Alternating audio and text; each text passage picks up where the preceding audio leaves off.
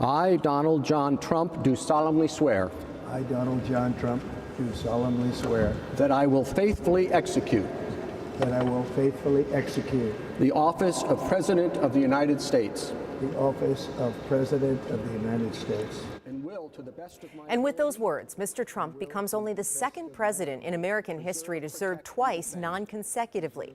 The swearing-in held inside the Capitol Rotunda due to the cold weather in Washington, D.C., and Minnesota played a special role.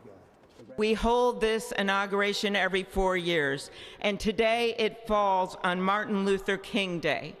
A further reminder that we must strive to uphold the values enshrined in our Constitution, the freedoms, the liberties, and, as is inscribed on the entrance of the United States Supreme Court, equal justice under law.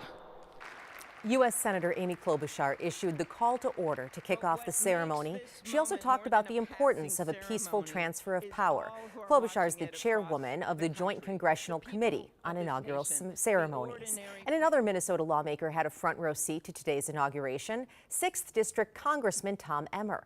Sunrise anchor Alicia Lewis spoke with him just before the ceremony and asked what he thinks Trump's second term might look like. Well, I think he's different. I think he knows what obstacles are here. He didn't understand it the last time. He may disagree with me on that, but I don't think he did. I think he thought when he came in that he could run this behemoth of a federal government, much like he runs his business empire, right? With a bunch of people in a room and they just make decisions. And more local connections. At the inaugural luncheon for dessert, guests were treated to a Minnesota apple icebox terrine with sour cream ice cream and salted caramel.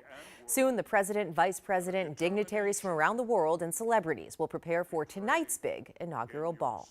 But before the partying takes place, the president jumped right in, getting to work on a long list of executive actions. Lou Raguse is tracking those on our live desk.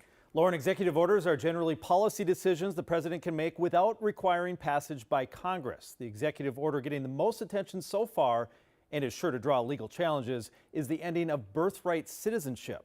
Birthright citizenship means anyone born on U.S. soil is a U.S. citizen, but President Trump wants it not to be granted for children born in the U.S. from parents in the country illegally. Now, that would require a complete reinterpretation of the 14th Amendment. Already, the ACLU is promising to sue. Now, that's just one of 10 executive orders regarding immigration, including declaring a national emergency at the border. Trump is also using executive orders to make it easier to drill for oil and natural gas on U.S. soil, including Alaska. Now, one highly talked about issue that was not included in Trump's executive orders so far, he did not follow through yet with his threat to issue tariffs. Today, though, Lauren, he did make a big show of signing these executive orders, including throwing the pens that he used into the crowd, just like he might do at a campaign rally. All right, Lou, thank you.